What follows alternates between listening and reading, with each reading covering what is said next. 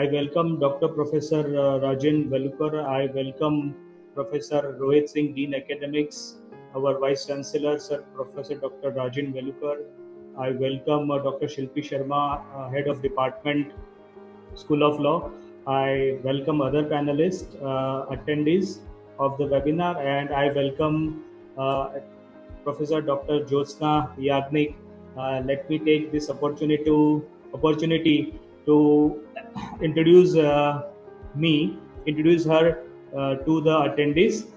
Uh, Ma'am has done her LLM and PhD in law. Recently, she has joined as Pro Vice Chancellor of Edmas University, Kolkata. She was former Principal Judge, City Civil and Session Court, Ahmedabad, Gujarat. She had been Kota, NIA and CBI Judge of Gujarat in addition to the Special Judge for Serial Bomb Blast case, Huch tragedy and Gujarat riot case. She has been teaching law for about last 34 years. She was former principal of Law College. She is also director of Yagnik Law Academy to coach for judiciary exams. She is also an arbitrator, trained mediator, and conciliator in international panel of ICADR. At present, she is also imparting legal education to trial court judges, senior executive, and corporate employees.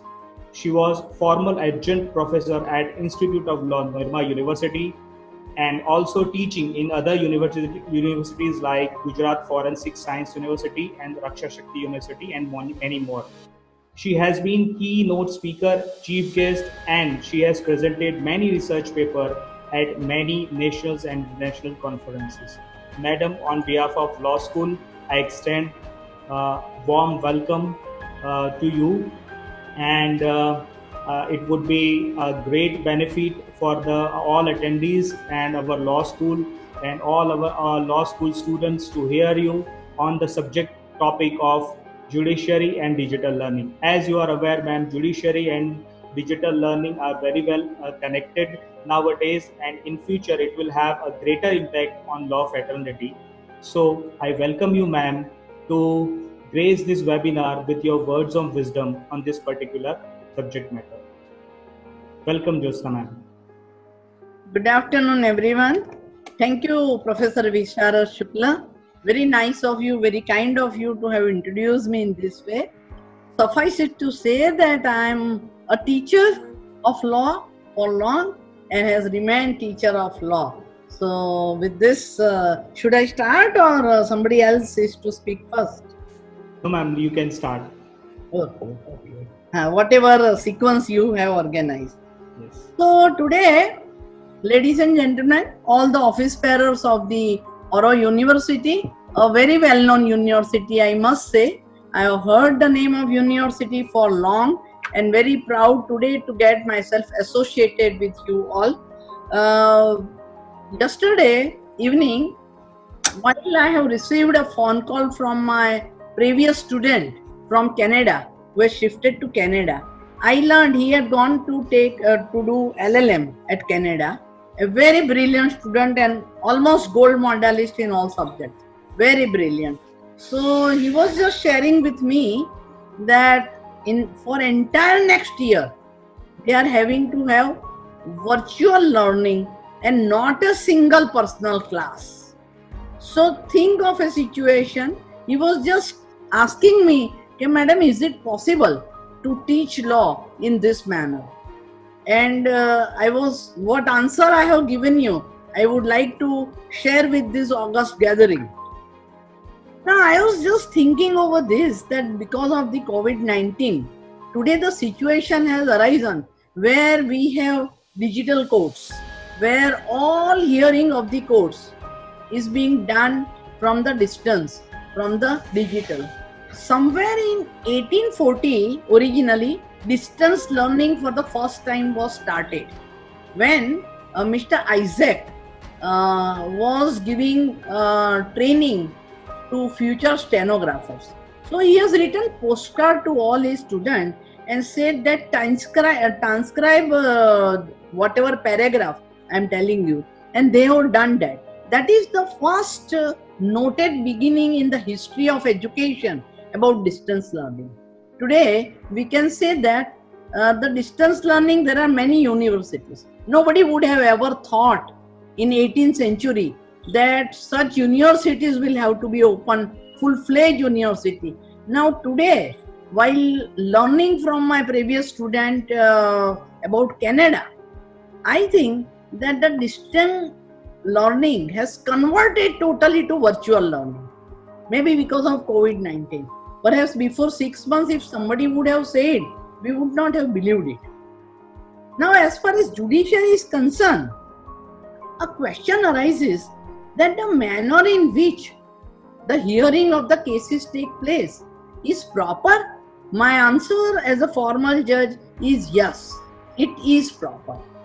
There are more than 60% of the cases where there is absolutely no need of physical contact. There is absolutely no need for a person to go to court and do arguments. Like, take an example of family dispute. If the deposition is not to be taken, this is the best method. Take an example of cases to be conducted in camera, like case of sexual harassment. What happens? A woman comes to court. She has to give her deposition. Such a painful process she passes through.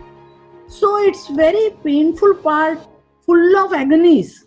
So if she has to be at her home and if her matter is being conducted, because ultimately according to law, all such matters are to be conducted in camera. So now it is conducted in house. The lady is in house or at the most in the office of his lawyer. If he has facility of Wi-Fi, she is very much in her house and she can appear before the court. There are certain cases like bail application. It can be done online. There is application of interim injunction. It can be done online. So, in my opinion, except the cross-examination, which is very, very crucial stage of the case. In all other cases, if you sit in your house or sit in the office of your lawyer in a comfortable posture, you can very well conduct the case of your lawyer, of your client. Every lawyer is now free. There are certain changes. Up till now, we were teaching law students that you should always be suited booted. Your dress should be speaking about your personality.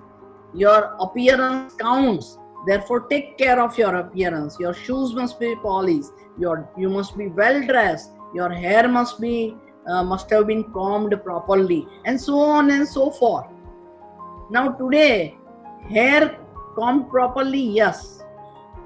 Dress, yes. But what is the dress? Is it essentially to be uniform? It is a gray area. Time will decide it. But in my opinion, if you wear sophisticated dress, because in front of court, one should give a pose or give an exposure in a very dignified manner. So if that is done, I think the needs stand satisfied. In the same way, you have to stand up before the court, whether you are 80 years old lawyer or you are 28 years old lawyer, but you have to rise up before the court. Now, if you sit on high-rise chair, the judge will not be able to know whether are you standing. And if the judge is not physically in front of you and if you are standing, that also given very awkward show. So there are situations which are surely going to be very different. Ultimately, digital learning is a learning which is accompanied by technology. And this technology, you can say it is some sort of sites, it is some sort of program, it is some sort of technology which is being used. And what is the benefit? It sharpens your critical thinking skill. In advocacy, in the affairs of court, critical thinking is very, very important aspect.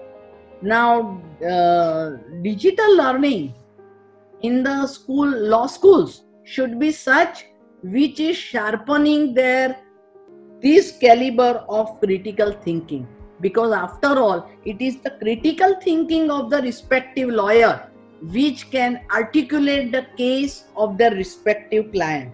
Second most important aspect is about analytical power. Analysis of facts, analysis of law, these are very, very important segment of justice delivery system. So that is very, very essential. It also makes a student self-motivated. It gives you power of problem solving skill and certainly logical thinking. Now the question which I would pose to myself, do not all these things happen in the classroom? Yes, it can happen. But we have to accept the hard reality that the biggest problem the academician face today in the physical classroom, that is decreasing presence of student. Whatever you do, you give them lush green campus, you give them gym, you give them even beauty parlor inside the campus, but some or other reason there is decreasing presence. Why this presence is decreasing? Not because teachers are no more capable. It is mainly the attention span has been decreased.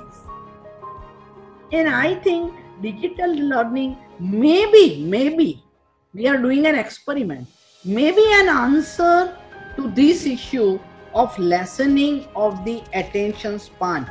Maybe we may be in a position to see to it that we 20 minutes videos can be given. After that, from student you can ascertain whether he has understood. You can give him problem solving based on that 20 minutes lecture. And I think that would be the right way. Now gone are the days when you wanted to check up the memorizing capacity of the student. In law, memorizing of book is not important. In law, power of critical thinking is important.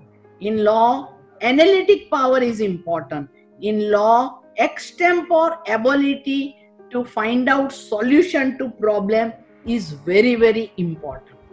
In my opinion, judiciary has a very close connection with digital learning, and in near future, it will have a very powerful tie with each other.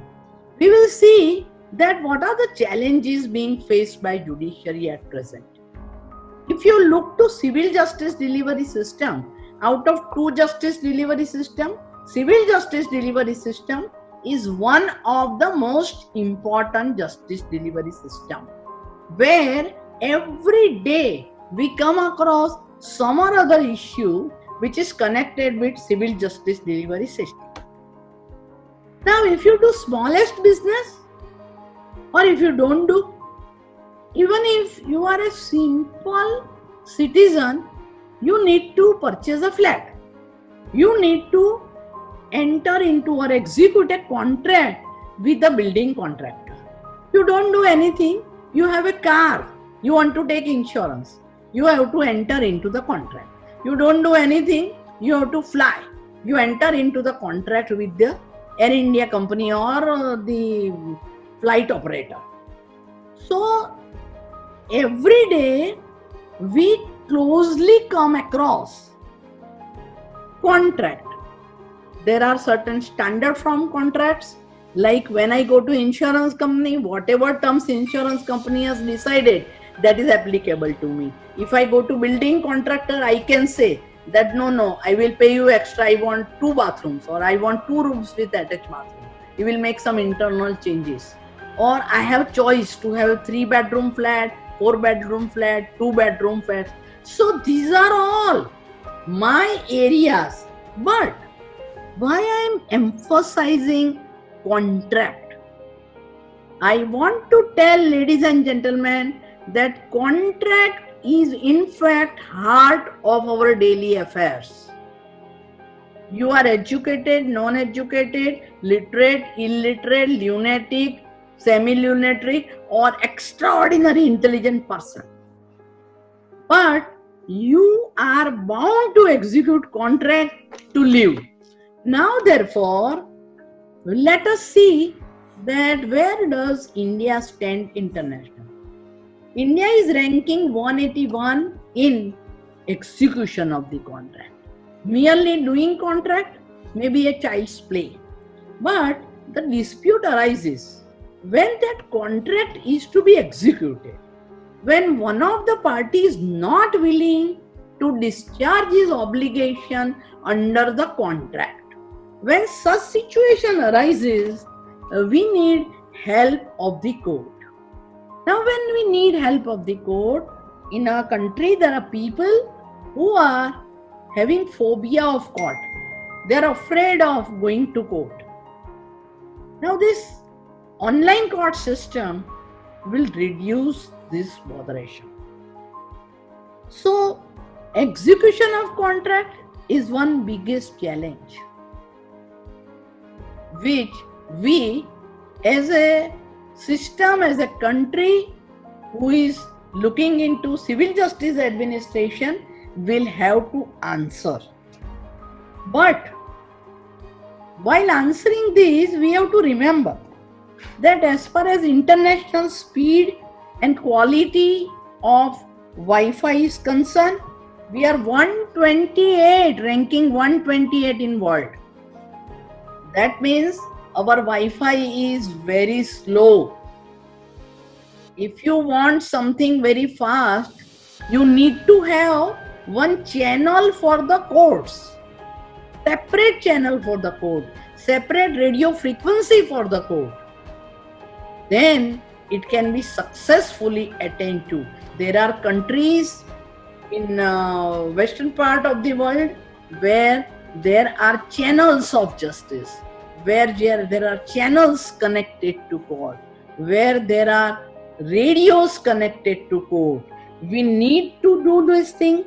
Second important thing is that we need to understand now after COVID-19, in the stage of post-COVID-19, that internet is not an ordinary services. It is no more luxury.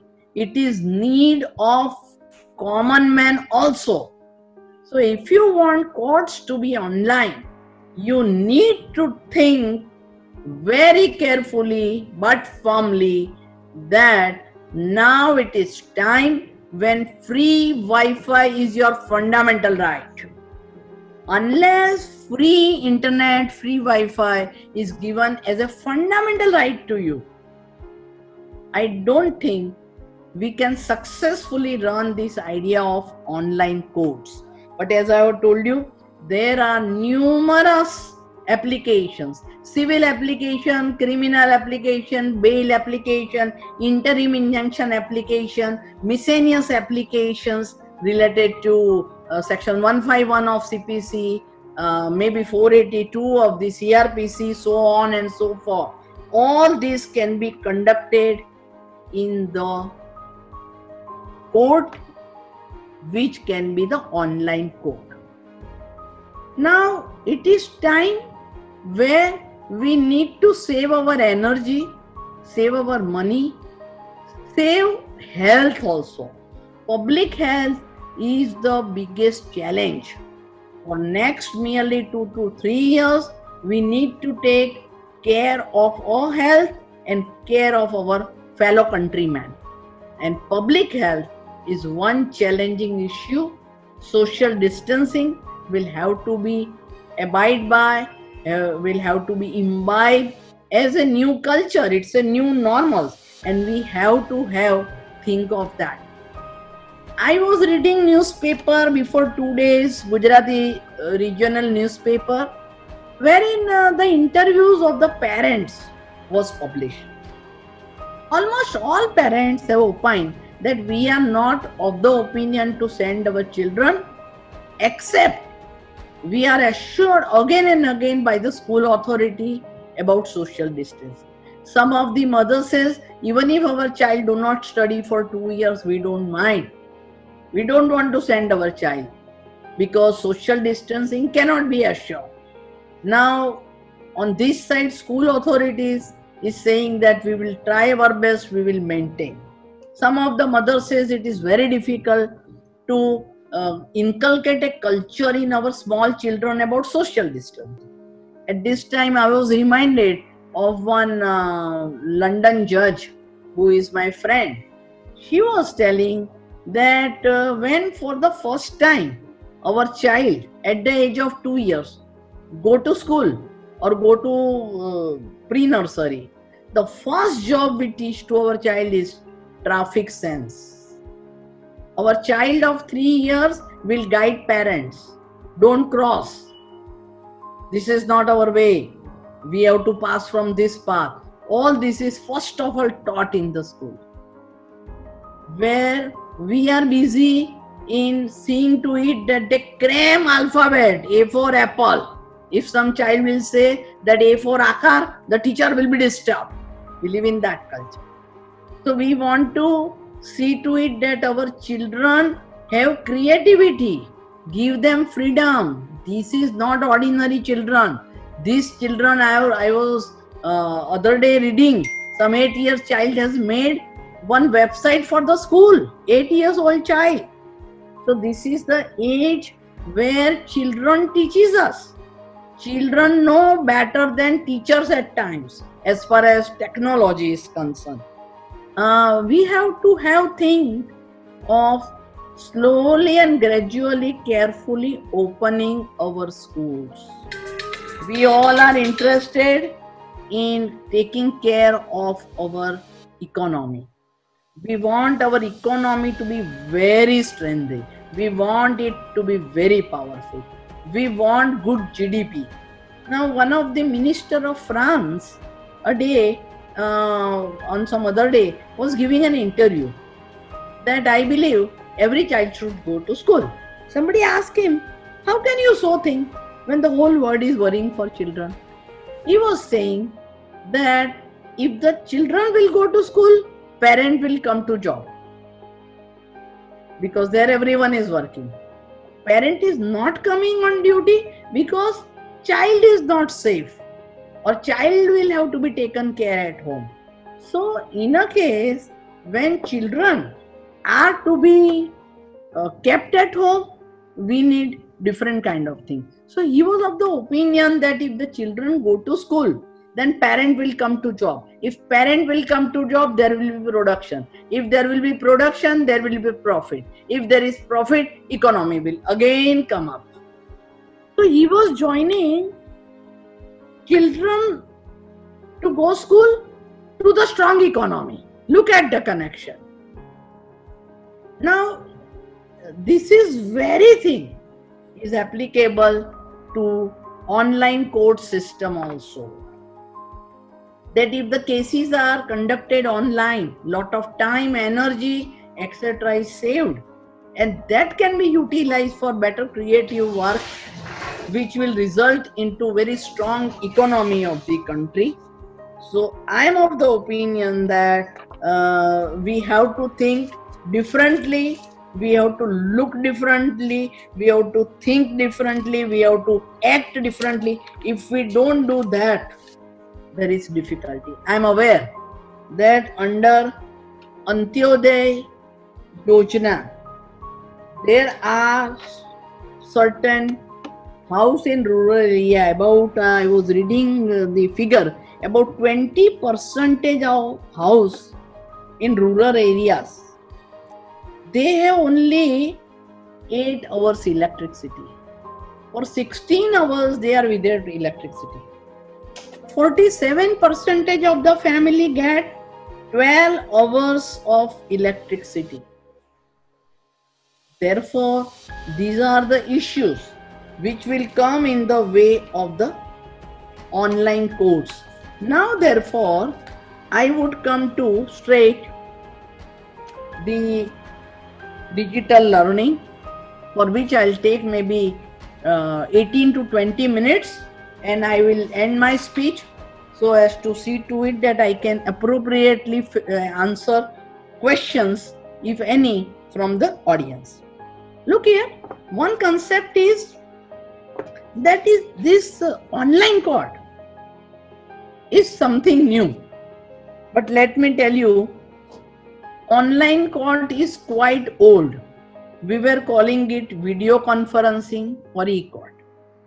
We have recorded, as a judge, recorded more than 500 deposition online. If a collector who was appointed for the city of Ahmedabad has done something, and if the deposition is to be taken for that, and if he is transferred at Navsari, as a judge, I would not find it appropriate to waste his one day that he will come from Navsari to give me deposition, which may be of 10 minutes.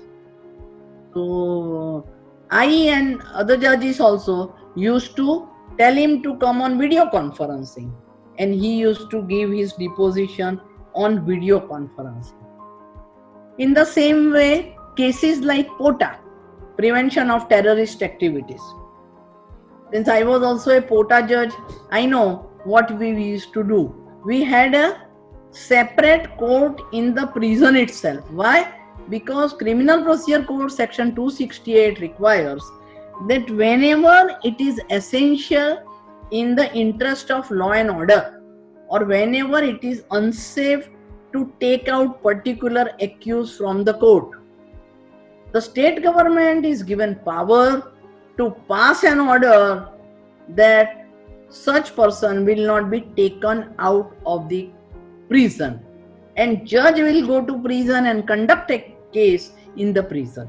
Or in alternative, if there is nothing serious, sitting in the courthouse, maybe 20 kilometers away or 30 kilometers away, by video conferencing, judge can see all the accused.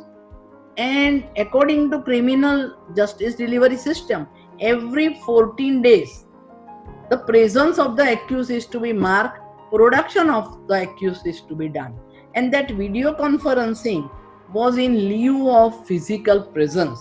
So we had video conferencing e-courts long back, somewhere from 2003. We had this, at least in state of Gujarat. We have it, and it has been effectively working, very well working. Now, as I have told you, that certain kind of urgent hearing can be done on this online, but there are certain things which cannot be done online. And I believe that physical court should only be open or should only be working only for such cases.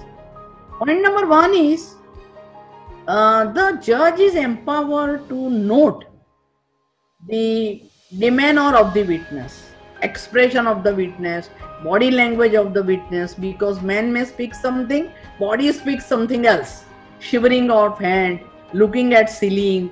These are all symptoms from which, as a judge, you can decide that here is not very reliable witness. These are common norms. You can differ from common norms, but these are common norms. So when you need to view that, when you need to notice that, you are required to call that witness in the courthouse only. Online court is not an answer to it.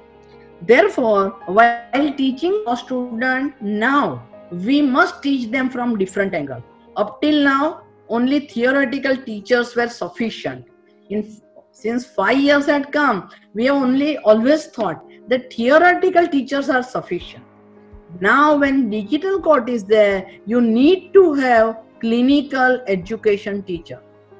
If you don't prepare your student with clinical education, how to behave, what to speak, what not to speak, what to ask in the cross-examination, what to avoid in the cross-examination, that cannot be taught by theory. This is something which can be only and only taught. Now in digital classroom, we have also to learn them, to teach them, how to show the document to the judge, how the main important contents of the document to be highlighted during the course of the argument. Now what you cannot do is, as I have told you, important witnesses can never be examined on digital platform, for the reason that you do not know on other side whether that person has any cheat in his hand. Has he written in the notes of his mobile and is he reading from that mobile notes? Judge has no that supervision. So in such cases, the witness must be in complete supervision of judge. There is no go. And in the court, social distancing between judge and others is not an issue, for the reason that between the dais of the judge and the witness box, there is by and large 12 to 15 feet distance. So there is no difficulty.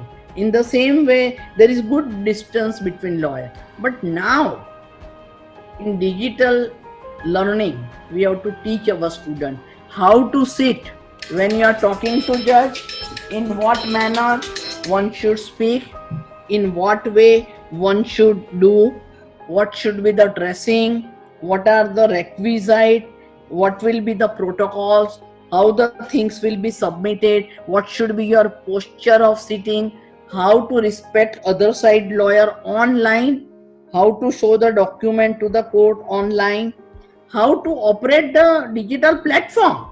This is also one of the issue. I this morning I was talking to another judge. He was just surprised. How do you manage this thing?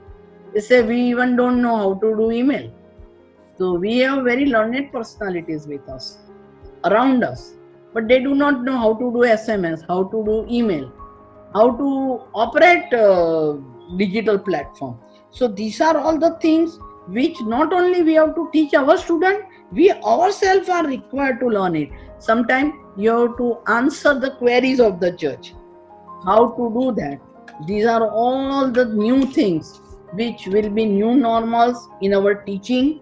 We have to teach them how to do all these things. We have to remember that human touch is absolutely lost. There will not be rapport with witness, or there will not be rapport with other side lawyer. There will not be rapport with judge. When I see you, it can't be said to be rapport, because rapport is something when you physically meet, when you understand each other's thought.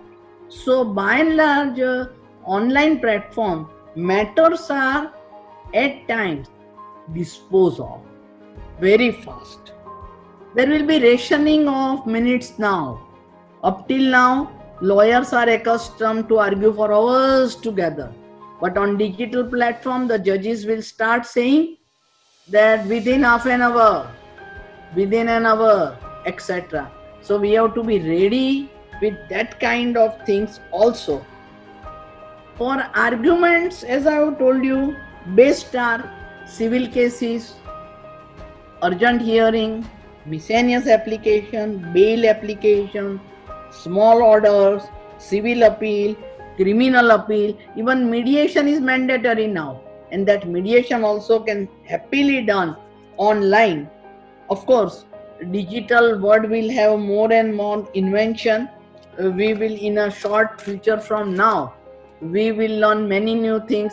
If we notice from March to today, approx 3 months have passed. Within these 3 months, so many new digital platforms have been introduced. So now there will be new competition. There will be production of mask, new business. Production of sanitization, new business. So world is changing very fast.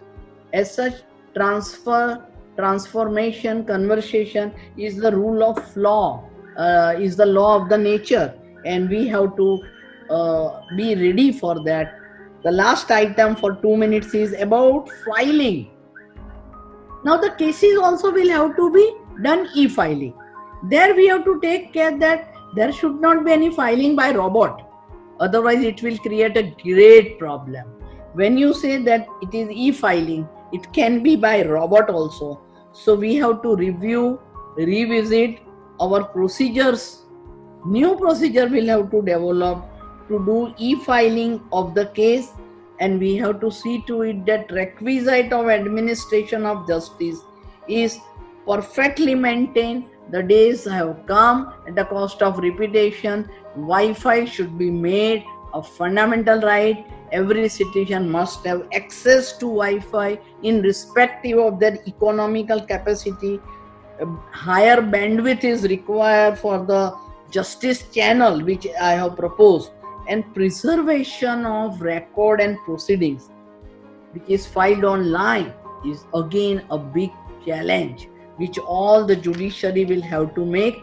Therefore, it is a need of the day that while imparting digital training, we take care of all these new challenges and we appropriately prepare our students so as to see to it when they actually go to court, they are so ready that they are perfect in their practice. With this, I express my deep sense of gratitude to Oro University to have given me this wonderful opportunity to speak to youngsters of Oro University. I am always fond of meeting young people. The benefit is you always remain young by talking to young minds and young people. Thank you, Mr. Visharat Shukla, for having remembered me. I don't know, from a blue he remembered me. I'm thankful to him. I have also always seen him working so much, and good that here also you work. I wish good luck to every one of you. Thank you so much, Oro University. Yes, thank you so much, ma'am. First of all, let me tell you that you are one of my guru in my life and my career, and I've learned so many things directly and indirectly from you. As you are aware that I've always been in your touch, but after some incident in my life, I could not continue that touch. But nevertheless, I must say that during this your words of wisdom, you have highlighted many important points of the digital learning. You have pointed many different aspects, like what are the do's and don'ts for the digital learning, and what are the challenges faced by the judiciary at the moment as far as the digital learnings are concerned. I am sure the attendees are benefited very well, and the particular your speech and your points would be knowledge enhancing for the all faculties, for the all panelists, and for the attendees. Ma'am, with your respect, we have some questions from the attendees. Let me take one question if you permit, ma'am. Yes, sure. My pleasure. One question is, how do we maintain privacy of e-courts? There has been instances now where the link of the hearings have been shared and people not connected with the case have joined to hearing. Do we bring specific laws to deal with something like this? Yes, we need to make little change in our laws. Actually, let me say that open court is a basic concept. Open court means any person, whether he is concerned with that case or not, he has every right to hear anyone's trial or anyone's case. But barring few cases like offences against sexual harassment, etc., only those cases are to be conducted in camera. Otherwise, all the cases are bound to be kept in the open court. So, digital digital courts, with online courts, in fact, we are giving a part, or we are departing from that common rule. But I understand that we can do that, and I think it's a duty of the person or of the government, of the department, of the ministry, which gives us that channel. Therefore, only I was insisting for channel. In platform, it is possible, but channel is more safe, more private, and still when you drive vehicle, accident are bound to happen. So if something like that happen, the law will find out its way. I'm always telling in all my lecture, there is always answer to every wrong. Every wrong has a remedy. So when the wrong takes place, the remedy will always be there. And I believe that we have to keep on amending our law, which can suit with online courts. And that's a need of the hour. So the questioner is right in thinking. Yes. Before taking second question, I would like to inform that all attendees will be issued a certificate of presence of this webinar. Now the second question, madam, is very interesting. what effects would digital learning cause to the lack of physical human touch that contributes more towards effective learning, where the teachers understand where the students actually lack and improvise on the same? Right. I understand that when you take online class, video, face to face, like we two are there, so it is very close to personally meeting. Second thing, we have to remember that we are compelled to take this decision of online classes. Actually, there is no option to it. In the present scenario, suppose if this would not have been taught, I am afraid to state that the education would have been paused, totally paused. A big full stop would have been there. But no, not that. Every university, every education institution has imparted training, education to their children. So we have to thank this system actually. Yes. Okay.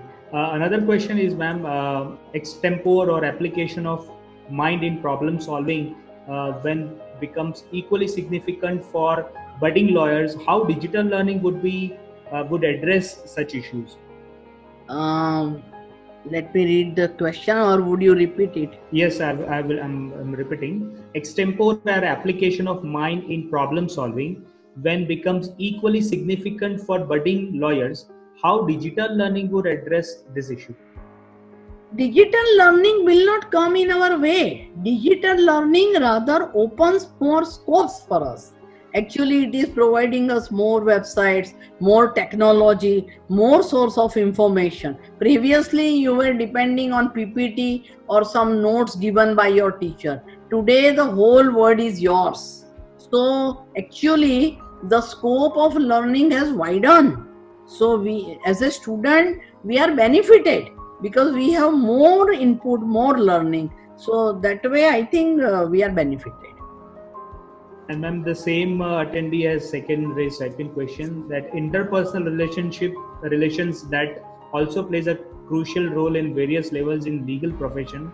How that can also be addressed through digital platform? That's right. That interpersonal relationship, mainly what I see very crucial is witness and judge, witness and lawyer.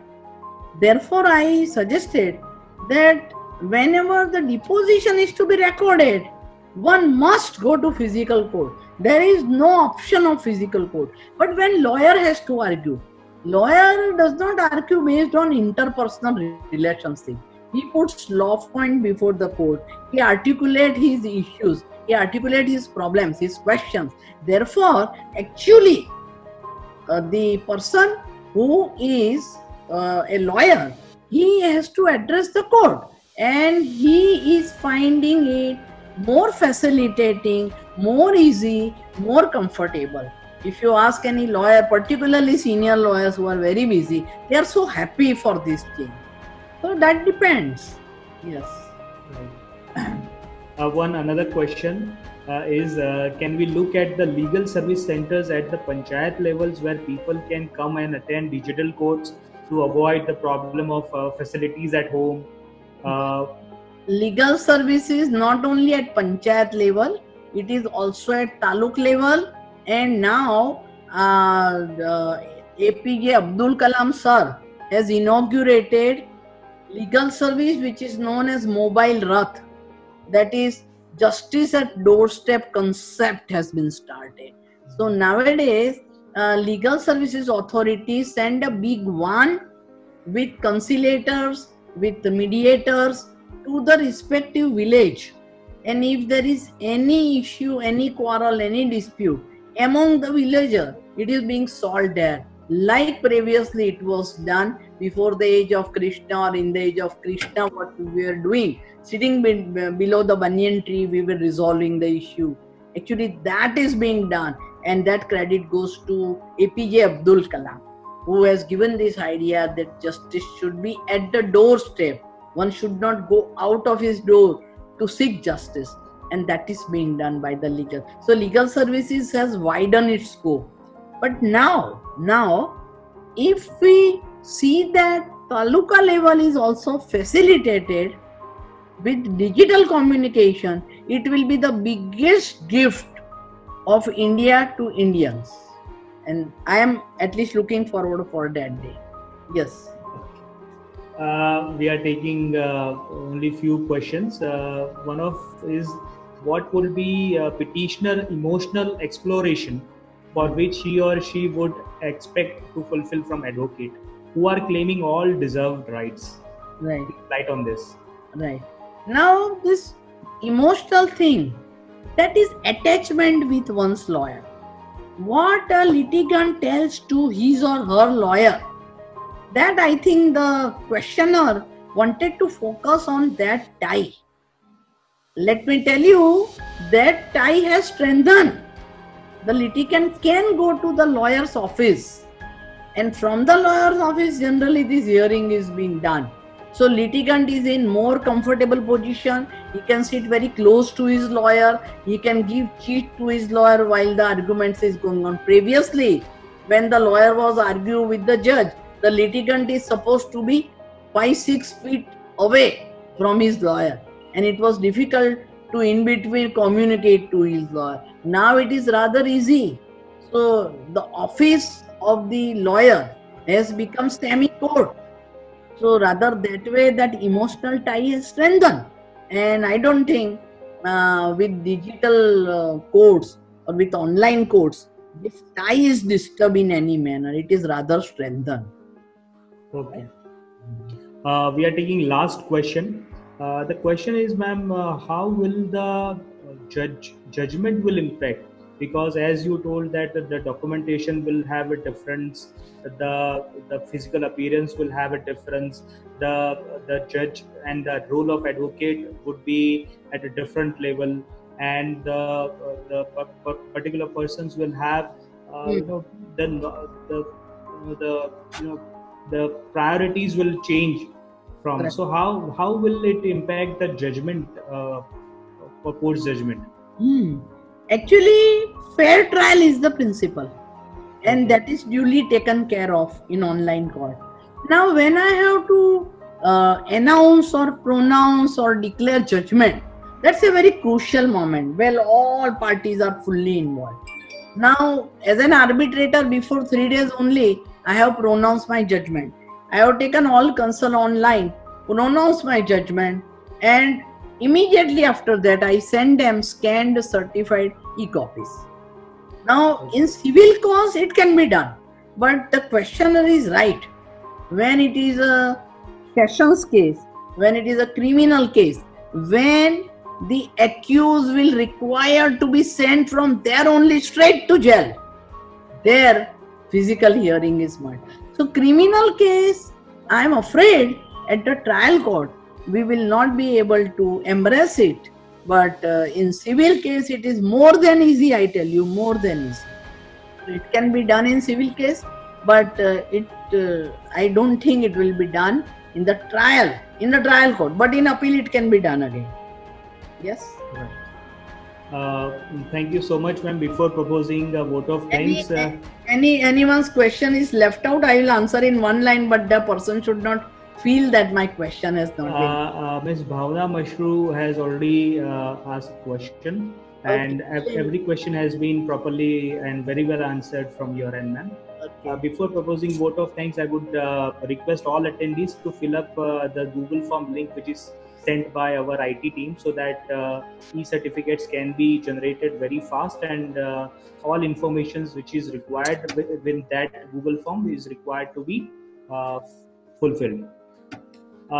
So thank you so much, ma'am, first of all, for sparing your valuable time, as you are very you must have very busy schedule, as you have many arbitration matters and very other matters, very academic matters must be lived up with your schedule. But with this, you have spared time for our law students and for our institution. I am very much thankful for that. I thank our IT department, Mr. Manish ji, Mr. Suraj Ban. I also thank Dr. Shilpi Sharma, Head of Department of the Law School, Dr. Rohit Singh, Dean Academics, Controller of Examination, Kumar Kaushik sir, and Ajay Kumar Yadav, Registrar of the University, and above all, Dr. Professor Rajen Velukar, Vice Chancellor of Oro University. I thank them to give me an opportunity to organize this kind of small webinar, but very effective webinar, and allow me to manage all this in very short span. I again thank you from the bottom of my heart, ma'am. Thank you so much for sparing your valuable time. And when I would request you to grace our campus with your physical, your presence at our campus, as everything will be resumed, and we would like to have you on our campus and interacting with our law students and law staff and law faculties. With this note, I thank you so much, ma'am, and we would like to have you in future days. Thank you so much. Pleasure is all mine. My thanks to our Khasanvis sir, who from Calcutta has remained present over here, as was very much interested in the subject, his academic interest. Thank you, and all other office bearer and Mr. Shukla and all my friend at the School of Law. Someday we will meet in person. Thank you so much. Bye bye. Take care. God bless you. Thank you so much, ma'am. Thank you, Manish ji. Thank you, Shilpi Sharma, ma'am.